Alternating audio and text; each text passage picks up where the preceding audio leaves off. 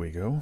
Hello, hello, and welcome to another Friday stream here at Strange Loop Games. My name is Jens, working here as lead game designer, and today we'll go over an object that has been in the game but hasn't had any functionality to it yet, and that is the easel. And then we'll pass over and check out White Tiger continued playtest and kind of see where we end up from there. I'll take a few questions back and forth as always, so pop it in chat if you have any questions in regards to 10 and surrounding systems and things in general. Just getting stuff, kind of juggling around multiple things here at the same time. Yeah, see if Unity wants to connect properly here. Seems like we're getting it. I kind of broke icons when I updated the latest branch, so an issue on my end, so don't worry about icons not properly being displayed for some of the items. But yeah, switch over to the game right away.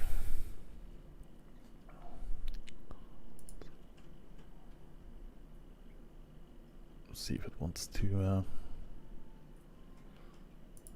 yeah, there we go. I have some eye issues right now. Just gonna grab the player, grab the I want to grab that player, and I want to just disable that one so we don't have any eyes sticking out while we're doing this. Hope everyone is hearing me all right. Game audio is hopefully, well, we got the other soundtrack going. So yeah, you've seen it before in the game if you've been testing out on the playtest. The easel is being introduced as your initial early access to cultural increases, where players can create or basically take pictures, but in a more paint style, as we wanted to give sort of an interesting transition in between the periods of early game versus mid game versus late game, where you kind of, if you have people that run around and take a lot of images and kind of save these, you can kind of see the world gradually growing technologically, not just by, you have older pictures for this old era versus new modern pictures with the handheld camera, for instance, going into later stages. We've also added and tweaked some of the controls and some functionalities of the cameras to make them more usable. Part of from our side, where we wanted to kind of just tweak and add and make it a little bit more user friendly. But also on a bit of feedback over some people that have been testing it out and feel that, hey, this could really be handy. Don't hesitate to give us a nudge when these things pop up and you feel like this is completely wonky. Can we draw about? No. So to clarify on it, one is it works the same way as a camera. So you could technically draw a boat, you just don't manually draw it.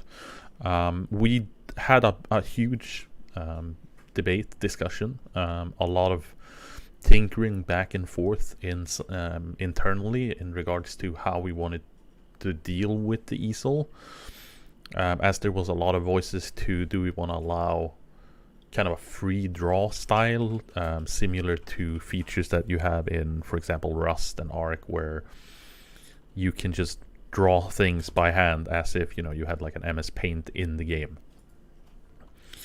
And at the end of it, we went with the opposite direction, because it is a very free form medium to do that.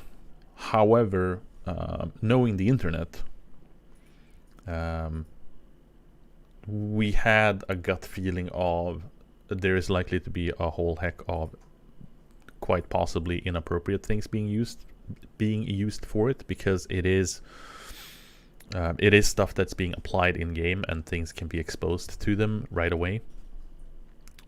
So we went with more of a like early game tier camera that renders things by taking pictures. So I'll go over that. So as you this UI is quite possibly also going to be replaced with just general new HUD elements. So everything's going to work in progress and take it with a truckload of salt, as it is very much whip. So as the camera, you have the same kind of scaling. You've got zoom. You do not have depth of field and some of the other functionalities that you do for the high text things.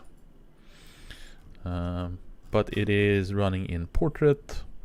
You can, as we wanted to kind of limit and opt to have more options for the later stages, medium.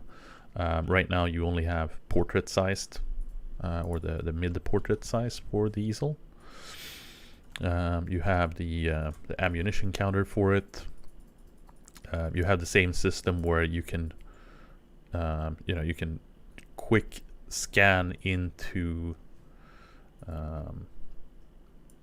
browsing through like where these images are saved. So that hotkey will open up your the eco folder for images.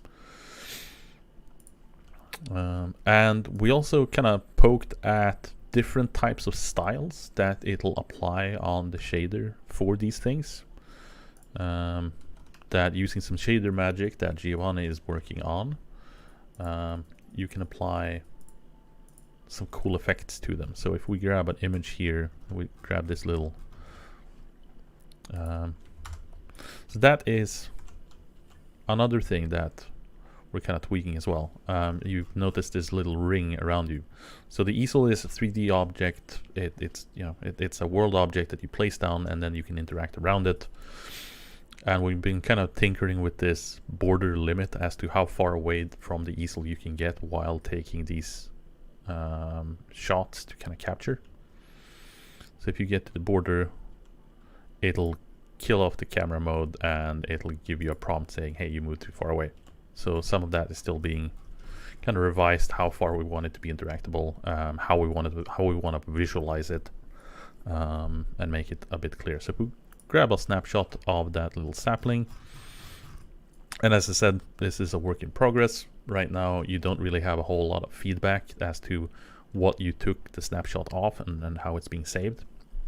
But once you have something, the easel will then have a little indicator of, hey, go here, and it'll start the painting action. And I believe I need to exit the UI for it to work. Or is it not being friendly right now? Yeah, there we go.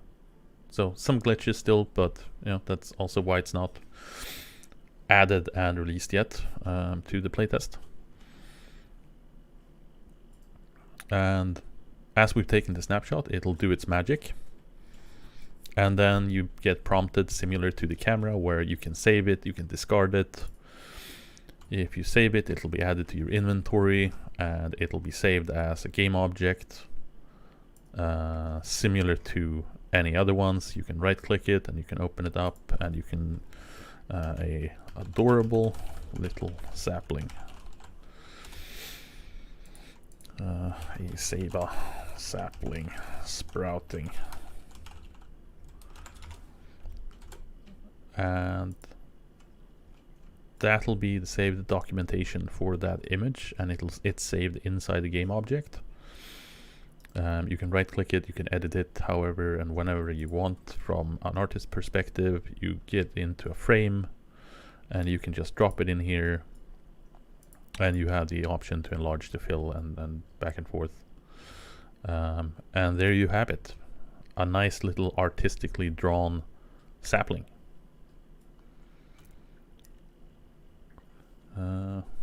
Moving too far away maybe makes you forget the details of the paintings. Yeah, it's currently kind of cached and kind of remembers what you've taken a snapshot of. But it's all up for, you know, kind of what you want to be doing. I'm not sure how far Geo was on implementing these.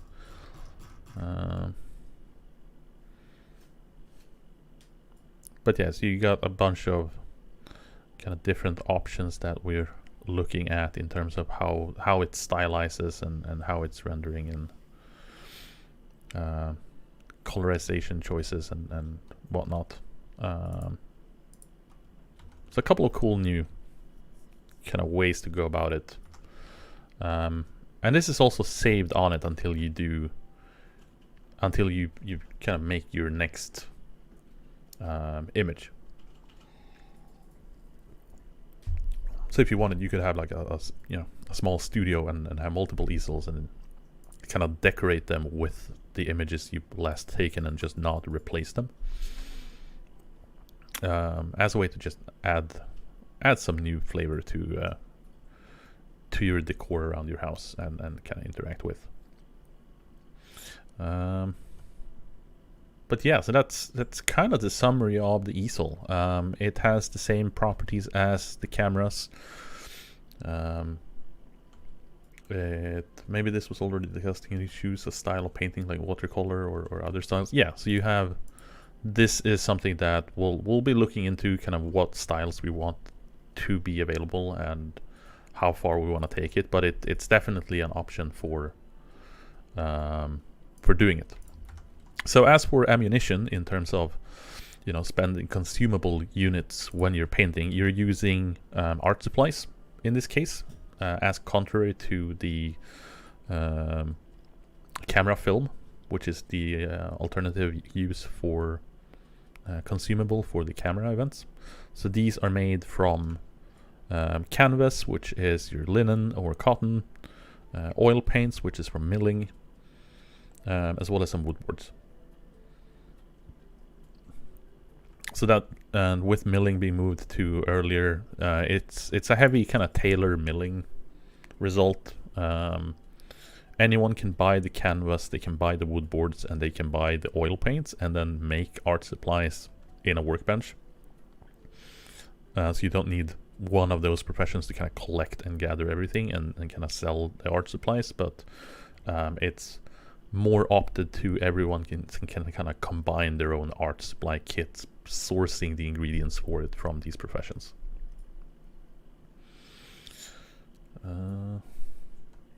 So yeah, I hope everyone enjoys it. And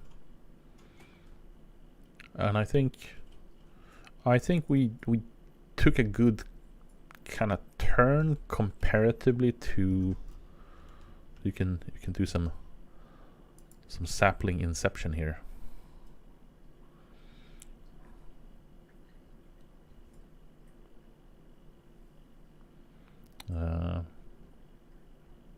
So we, you know, it was a tough debate whether or not we wanted to kind of incorporate this as its own kind of thing, rather than have it where you would have like direct control over a brush and you could paint your own things, making it really tricky. So yes, you just grab a snapshot and then get in front of the easel, and you'll have this cool effect where he's kind of brushing over and painting everything. And you know, just have cool sapling growing inception here. Painting of a sapling inside a painting of a sapling. So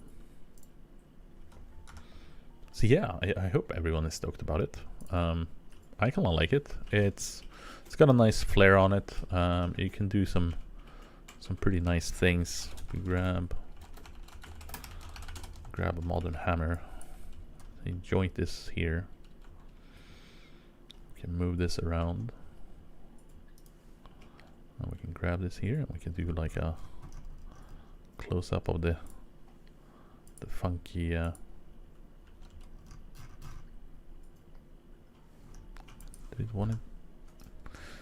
Having some I think I have some slight RPC issues where it's not really wanting to kind of go in and out of it. At the moment I disabled it, but you can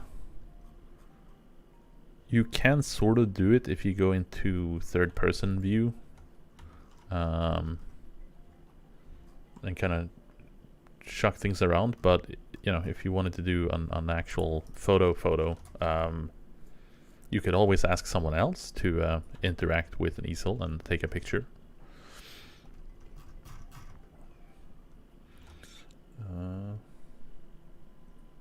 Yeah, I think that's all I got to say about the easel. It's a nice, cool asset. Geo has been doing stellar work at getting it implemented in the way we want it to.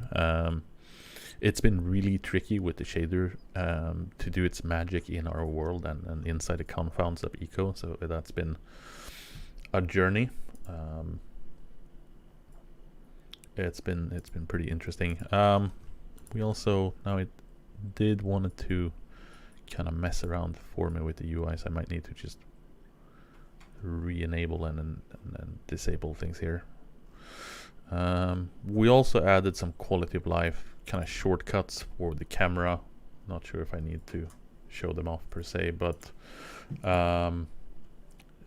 added in so the zoom of the camera as well as on the easel is on the scroll wheel, so you have free flow scroll zoom, and you also have shift scroll for changing out the depth of field on the camera, so just making it more convenient to use.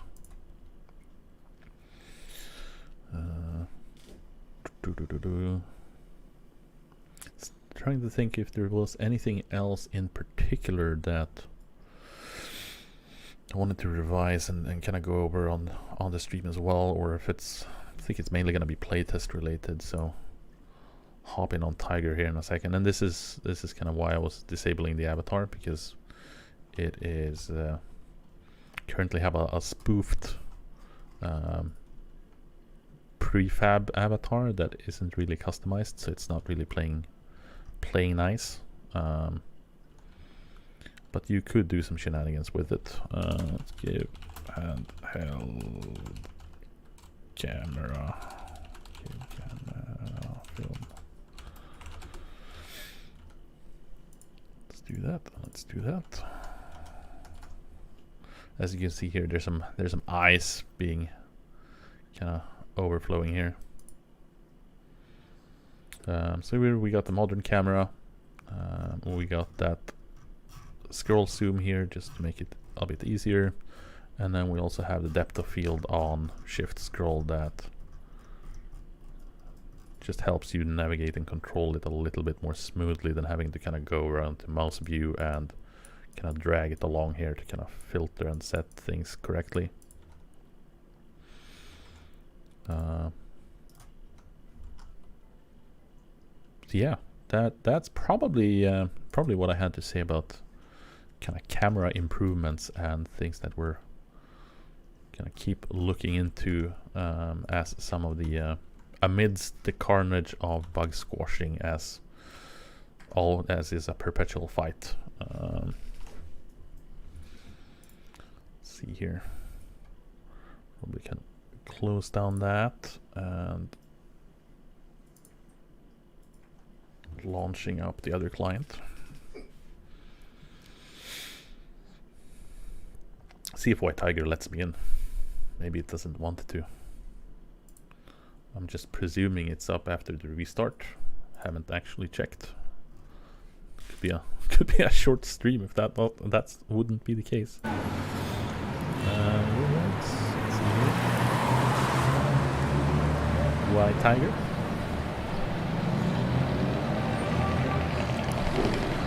And that was very loud in game volume.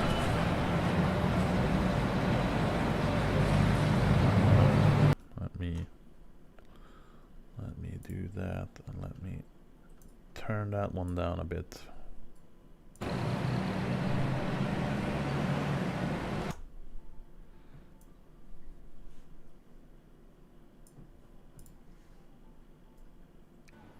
There we go. That's probably a little bit more sane and manageable, maybe. Still feels a little bit loud. I accept.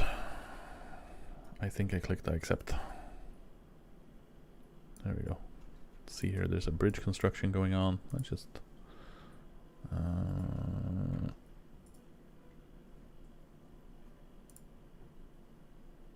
make sure I don't spawn myself in. Oh boy. Well, there's some papaya things going on here. Let's do eat. Let's do fly. And or actually, let's record. Let's do that instead. That'll keep it a little bit more smooth rather than trying to kind of navigate and fly over here. Bit annoying in the middle of the darkness. So Tiger Playtest has once again been invaluable to kind of nudge over all of the general civic bugs and general interactive bugs as well. Everyone has been super amazing participating in the playtest and doing their things and just exploring, having fun and testing out, breaking it in ways we might not be anticipating. Some we have anticipated and figured they might break, but not entirely certain on how they would break. And some are related to stress testing, which is also tricky to test in-house. We have a bunch of systems that can deal with things like testing for latency, like packet loss, amplification, and some of the other things. I know Grigori and Dennis has been reaching out to a lot of players, especially over oceanic routes, that has had issues with those things, and that optimization has been going quite well. We have a new test network thing going on that Grigori is working on to kind of reduce the issues of packet loss or kind of improve client prediction when packet loss happens. But yeah, it's been fantastic. Nothing more to say about that really. Some balance changes that we've been looking at. We've had this is the third playtest that we're running in 10 now after my Worldian changes, and I'll be increasing the wild crop availability from the start by probably around 10%, somewhere in between 10 and 15% maybe, kind of across the board, just to give it a little bit more of a nudge early on, as we've seen quite significant food shortages fairly quickly. Partially because these playtests have always been absolutely packed, which is amazing. But it also kind of shown how severe of an impact it has early on compared to day 2, 3, 4, when farmers are starting to get their stuff going and things like that. And it's something that is progressively changed throughout the playtest.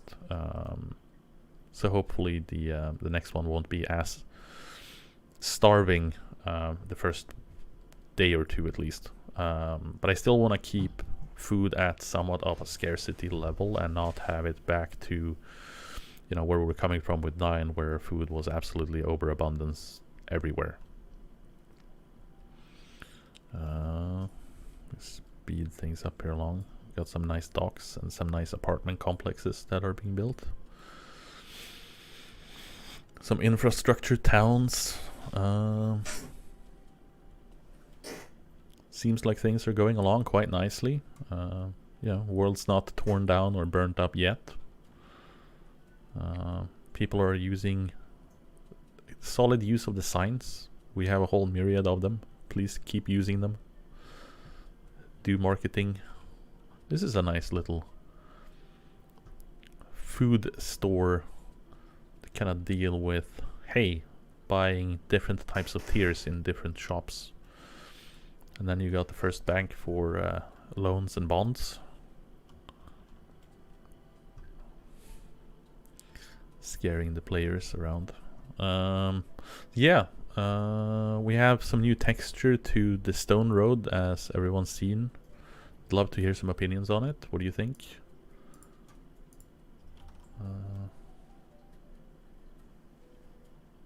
We've been wondering when the tree shows up on the right of the screen, is that some kind of loading? Yeah, the eco tree thing that pops up is kind of a loading icon that shows up. You know, you could just make it daytime and scare all the friendly players on the server. I don't know.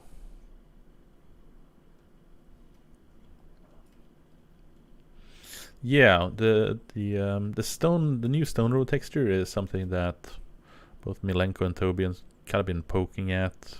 I'm not entirely sure it's definitive yet. There might be some slight further polish. I mean, I can test it out and see. Let's do this. Time, noon. Bam.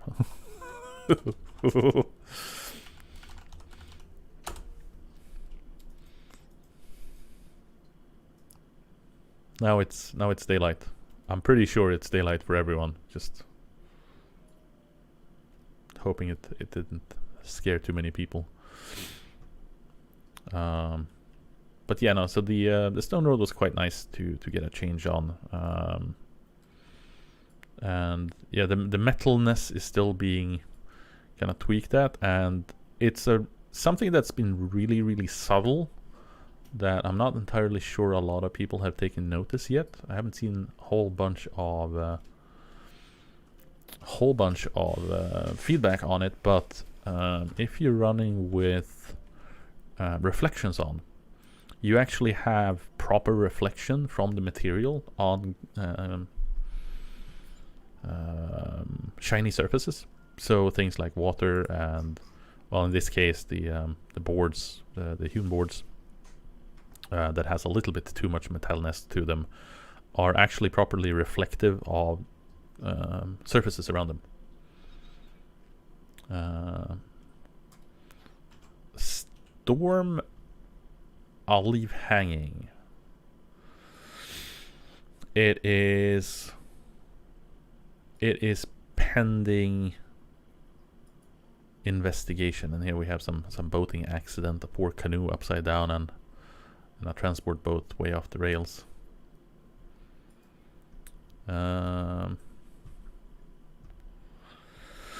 With the Unity changes to charges, yeah, it is an interesting topic, and I can, with a relative certainty, that it hasn't really been evaluated to that extent yet. So I can reliably say that I can't reliably say anything.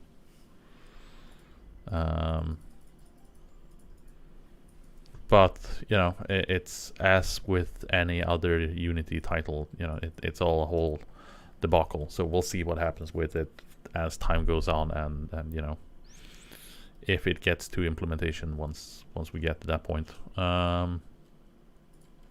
Because there's a lot of controversy to it, and there's also a lot of questions that the general development community has for Unity in general. So you know, but yeah, it's not like we would upend the development on Unity for Eco and switch over to another engine, because that is a massive rewrite of the entire game, basically, which is quite unrealistic.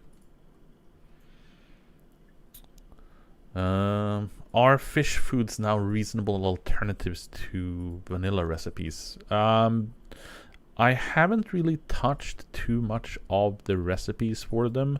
We are kind of tweaking the fishing gathering methodology, in terms of, you know, you got the fishing boat now. We're looking into the general fish to make sure that it has a reasonable rate of gathering. But we don't have any new fish foods per se. But it I'll probably revise some of the recipes, like the Pacific sardines for the pizza being fish meat rather than a specific fish type. And I also need to increase the clam spawn rates as well, because they are very low amount on the server right now due to my changes. So those two will definitely have a change. Yeah, the sardines for pizza. If the what is it called? Help me out, guys. It's a fish pizza. Cannot for the life of me remember the name. Well, it's sardines in eco because we don't have anchovies. But it's in there. Probably see it if I open up the professions. I'm almost just want to do that because it got on my nerve here now. Where are you? Baking, advanced baking. Census C pizza. That's the one. I switched it out on Tiger. So on Tiger, it's using raw fish. And that's probably something that I'll do for general eco. And then we'll probably poke at it once again.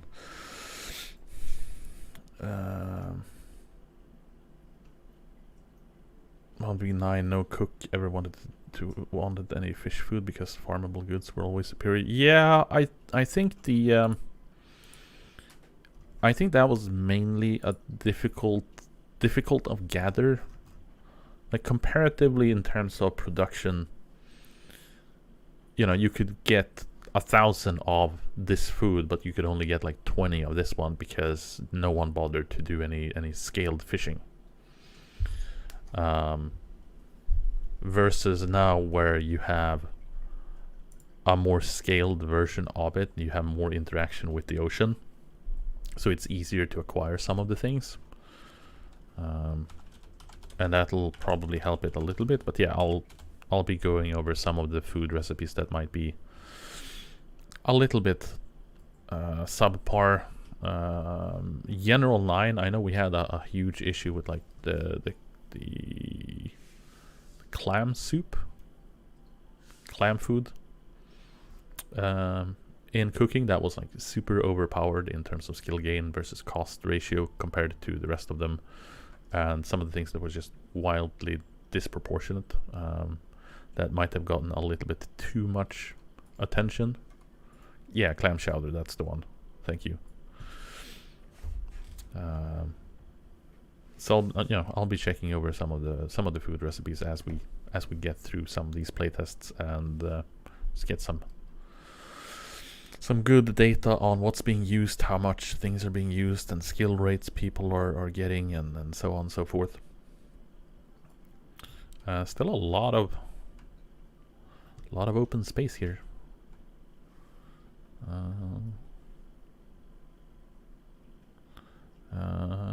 Question for people that are running on the playtest: I see the trees are kind of catching up. Are these planted cacti, or are these just wild spread kind of growing over? They might be just wild spread across.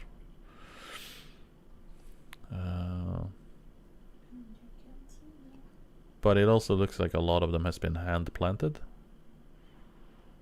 Yeah.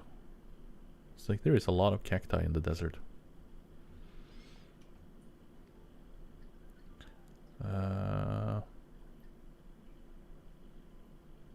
Yeah, dirt, desert dirt tillable thing it was a bug with the sand dirt not being tillable, so that should be fixed now.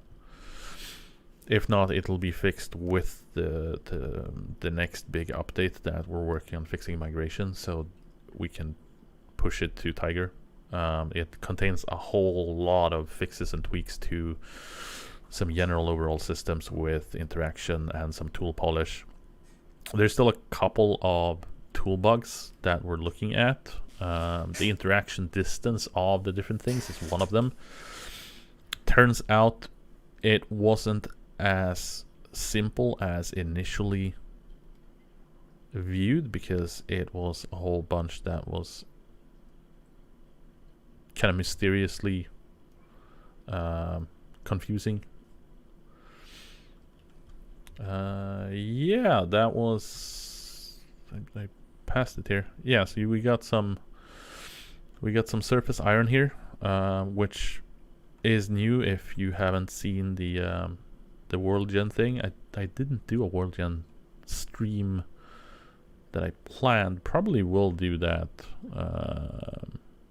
Just a balanced World Gen thing, possibly in the future here. Reintroduced, as I redid the whole world generation, changed out how veins are spawning and the formation of them and kind of where they're at. You have a lot of ore changes in general in 10.0 now, and one of them that I'm really happy about having a hand in is reintroducing kind of surface trace elements and of deposits.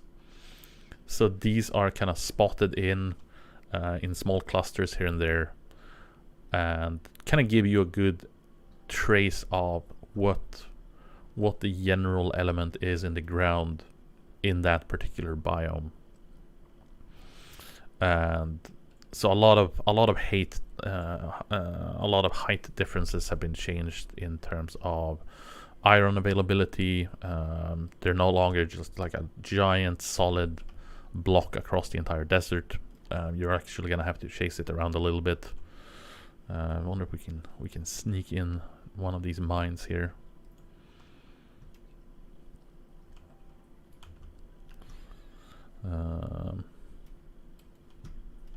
As well towards all general elements. So this one hasn't actually gotten, or do we have? Yeah, we have a whole dwarven kingdom down here.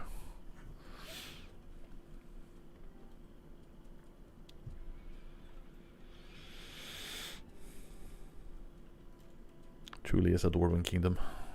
Some water wheel usages here. Crazy creativity. Some generated garbage, as White Tiger players are aware of. We have some garbage being created from different crafts here and there. We got some tailings.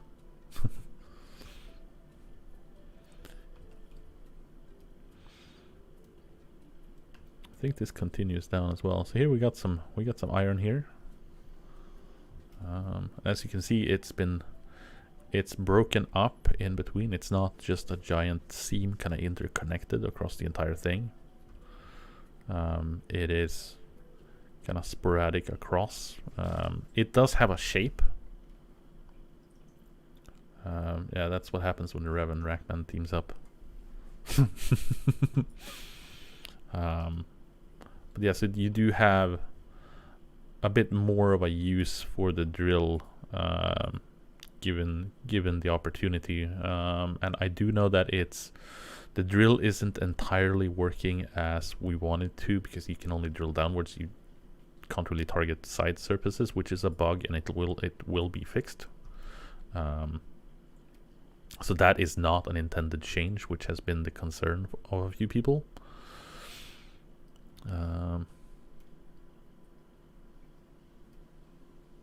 But yeah, it's looking pretty good. We get a lot of feedback, as I mentioned. We're acting on a lot of the feedback, but we're also kind of revising it, and things might be slightly tuned, slightly tweaked, but not in the way you might imagine it.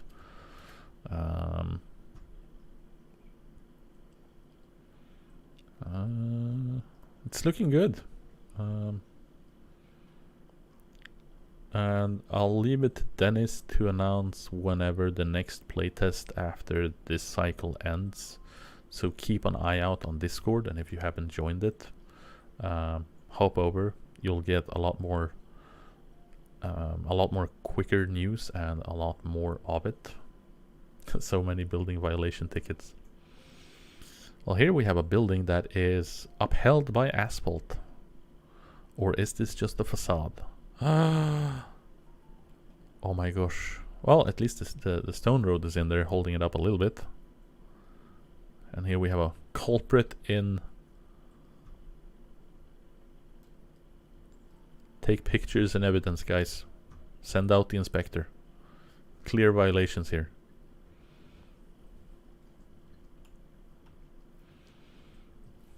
At least it's standing on a solid iron foundation.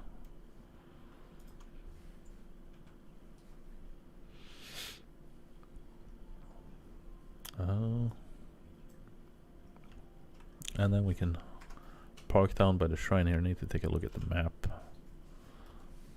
Here we have our favorite.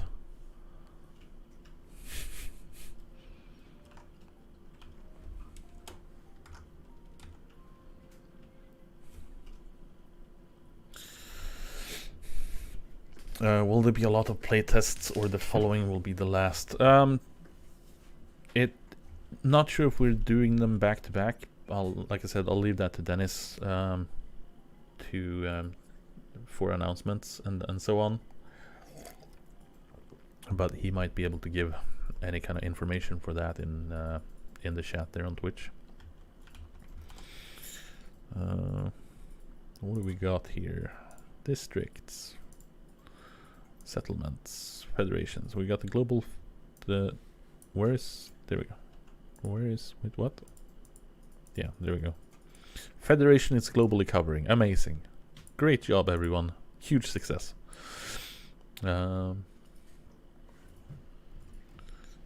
Is there any timeline for official Linux support? Are you referring to client support? Then no.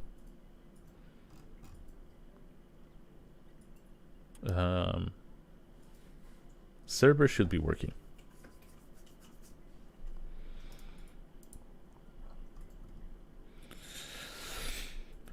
Culture. I wanted to take a look at the culture specifically for it, but can I not do that? Do I need to do that at the foundation? Here we go.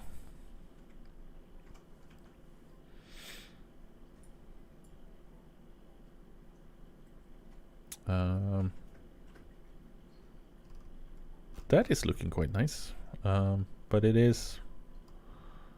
Although, how are we looking on tech progression here?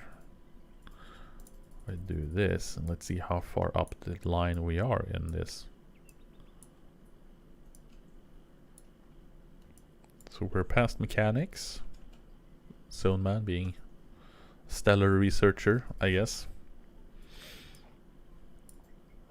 We almost have electronics going. Oil drilling is already unlocked. Baking, cooking. So I guess it's coming up on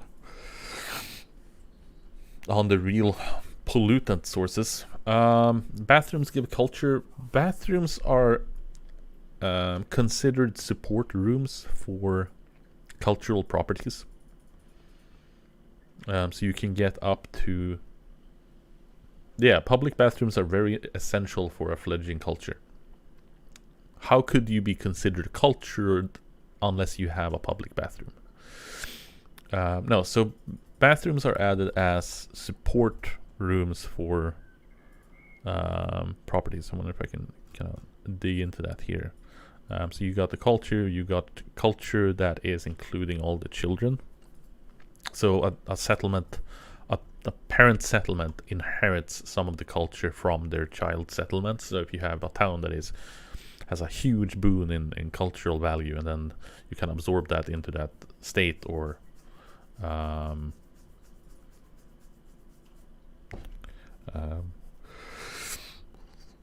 country, it'll inherit it and kind of get some of it or most of it, if not all of it.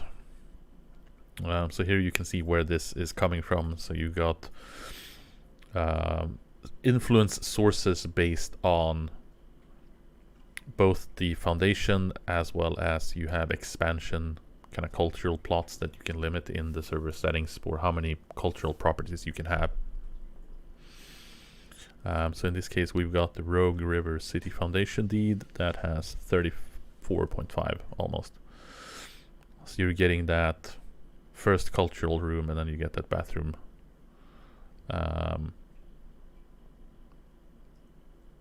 And this is something that we're kind of looking at for in terms of balance and interactability for how these kind of play along with each other and how they're deriving the value and kind of where things are capped out.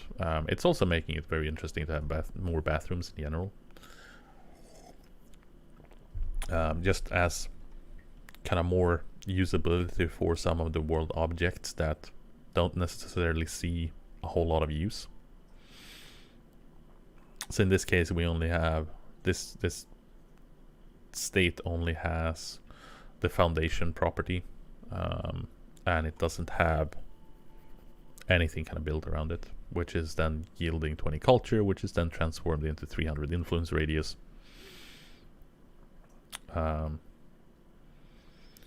Due to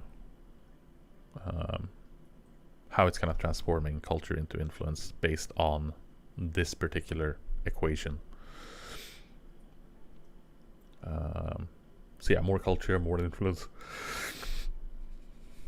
Can these cultures force enact certain clothing styles? Not really. I mean, you could, in theory, tax people for not doing that, I guess. I'm not sure if we have wearables exposed as game values, but it could be an interesting subject to look into. Definitely.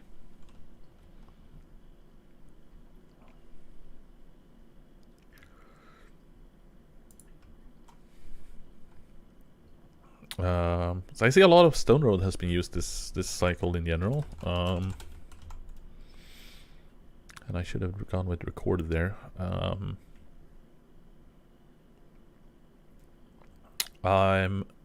Yeah, I've been opted for. Well, this is an interesting translate. Yeah, the loading textures are kind of lacking there. They don't think they have an updated. Yeah, I think they're using the old Stone Road loading texture, so that'll need to kind of change out.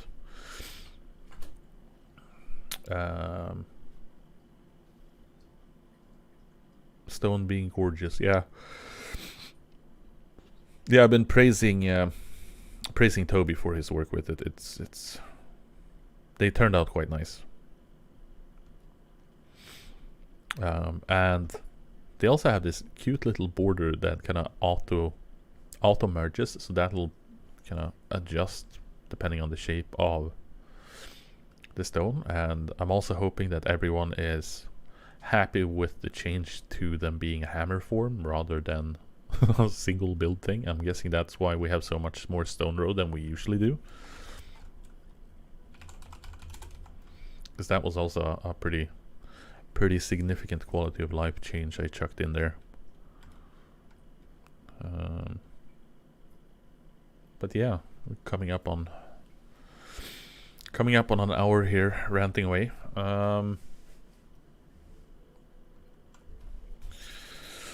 What else do we have in store? We are keep investigating into the 0-0 teleportation issues and the general misbehaving of physics, and hopefully we'll be able to mitigate a lot of it and solve a lot of the other. Yeah, as Dennis mentioned, the invisible objects should be fixed.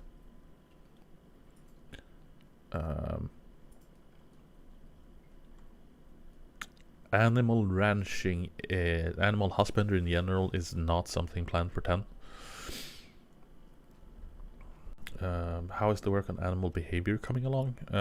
Animals haven't really been touched much at all at the moment. There's been a lot of focus on general civics and a lot of the underlying kind of interaction and tool systems. A lot of it is unfortunately things that you don't really see because it's very much back-end technical things. A lot of code cleanup that's been a long time coming for some of these systems, as they've been kind of like interactions and tools and kind of different things have been kind of piling up and adding on as we went along. Like when Eco first started, you would have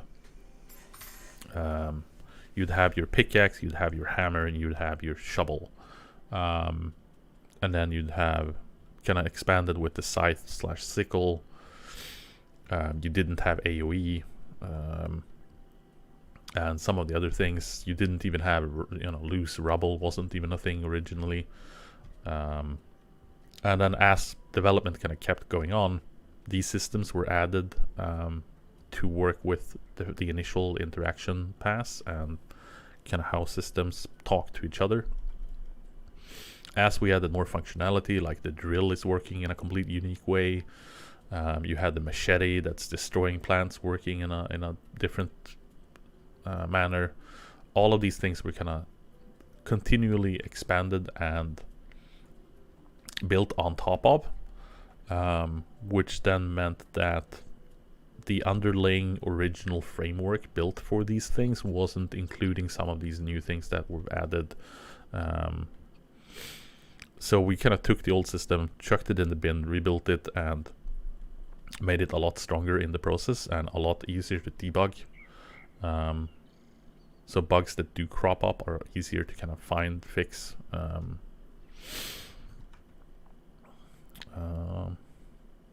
And yeah, so we got some new textures for the stomped road, the new texture for the general terrain, as you've seen now the last couple of days, or this general playtest. The art team keeps hammering at it and kind of keep poking, keep tweaking, so things might change in between updates that might not be promoted or evident that they might have changed. So subtle things like just like ground clutter or certain shapes or the metalness of grass and things like that to give more of a reflective, wet looking surface and so on. Oh boy, this is a roped together huge building. Oh boy. Oh, this is a wooden hotel. Any hints you can give as far as time frame for 10? For instance, if it's on track for release before the new year. Not really. I'll hold off on making any silly promises that just avoiding my accountability here. I'd say just keep track on Discord and keep a lookout for the dev streams, and that'll keep you updated with any news that do come out. Once we have a more set date and know when it's coming out, we'll let everyone know. Until then, you can hop in and poke at things in the playtest, or if you are concerned about game-breaking bugs that might crop up during it, stave your hand and keep around the just the Discord and the information channels to kind of stay updated. Will it require a server wipe when released? We are doing as much as we can to make it migratable. There might be certain limitations to how far that goes in terms of like servers being modded. Even if the mods are updated, there might be something in that mod that breaks it unless they have a unique migration required. So from vanilla eco over to vanilla updated, you know, like a pure 9.9713 update to 10 if you don't have any kind of external influence should be possible. But I'm also kind of holding judgment on it, because while we do want to guarantee it, at the same time there might be something that crops up that just doesn't make it feasible. So when we reach a stage of the update being on its way to be launched, and if you are concerned, you can always opt in to stay on the version, make a backup of your save before you're launching it with the new version. And if you do have any migration issues, hit us up in either of our support channels, because you might have a migration issue that we haven't encountered. And then we can just grab your save, run it through a system, and check what's going on, and then add a migration for a hotfix if necessary. So that's probably what I can say on the migration subject. I keep seeing these little metal meters. Yeah, so they are the claim stakes. I believe you are talking about. I saw a few here back here somewhere.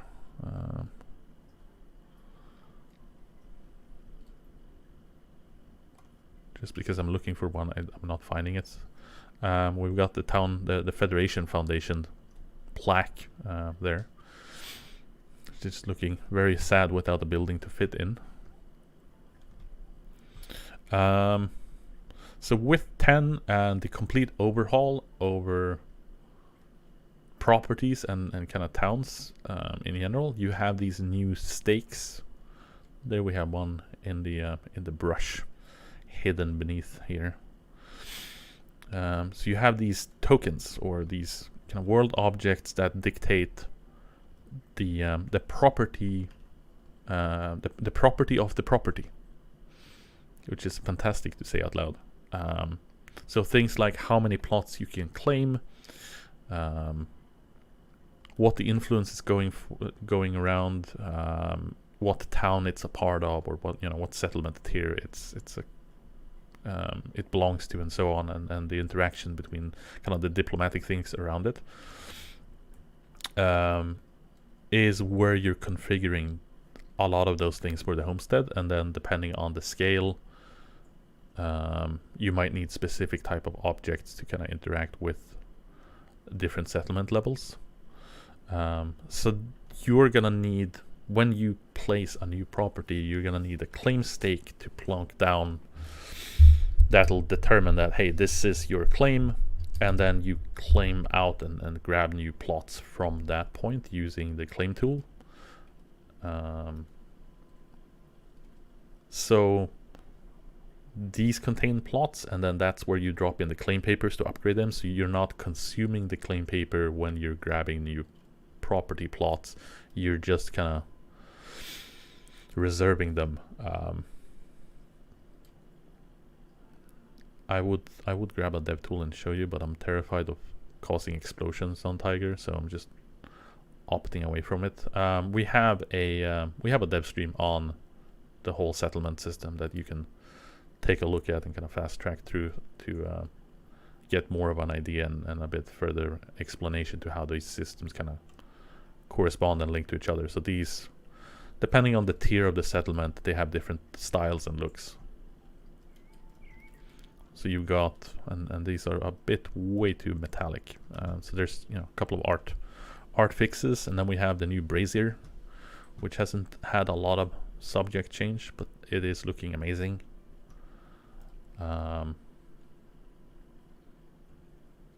lot more city-like.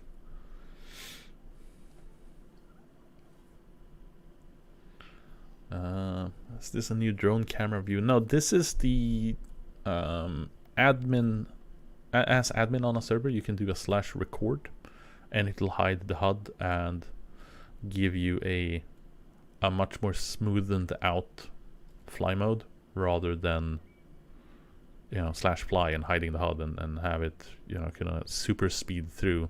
So this is, you know, with sprint active, you can still fly fairly quickly, but it still has that slowed down mouse movement for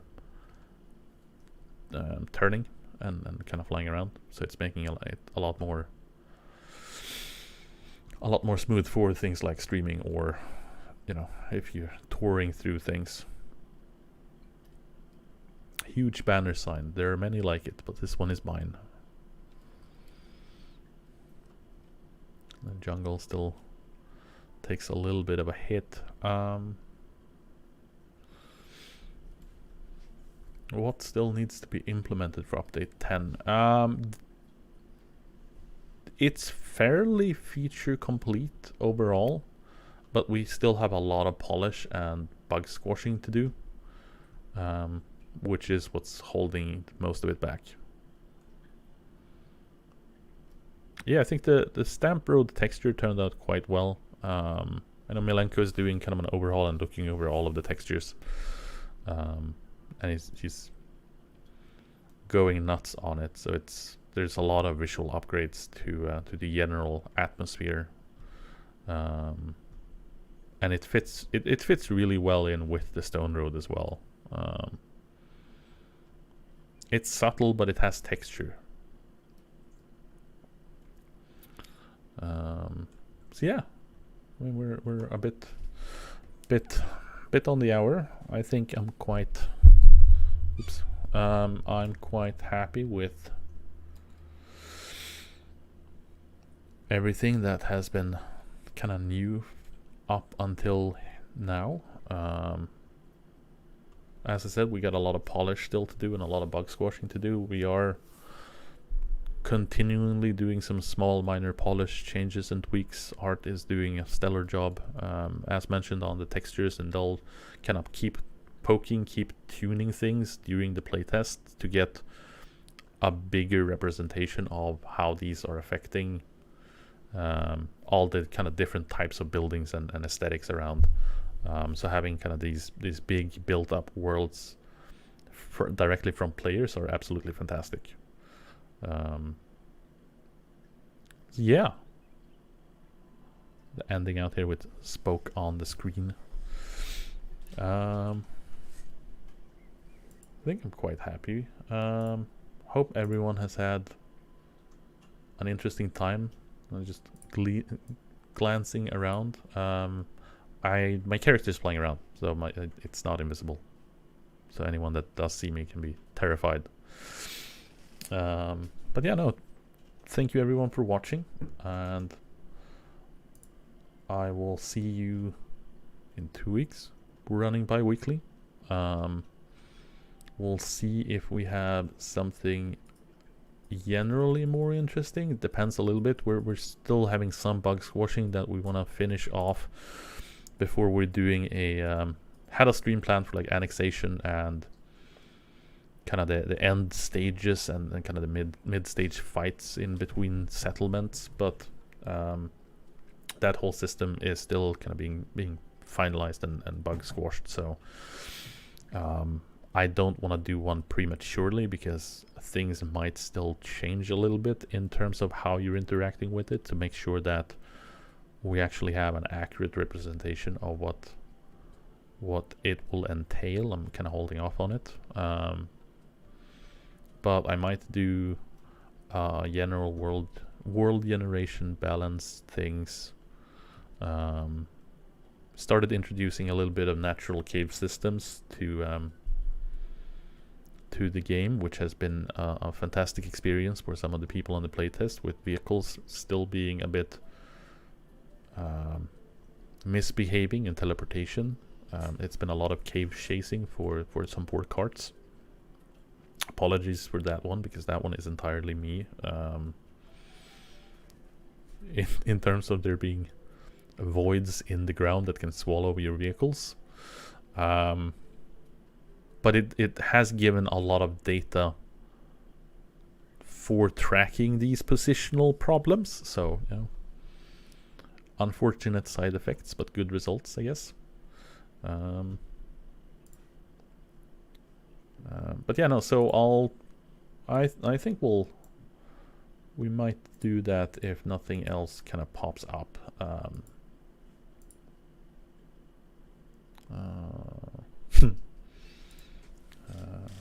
But yeah, no. So thank you everyone for watching. Have a great continued weekend. I am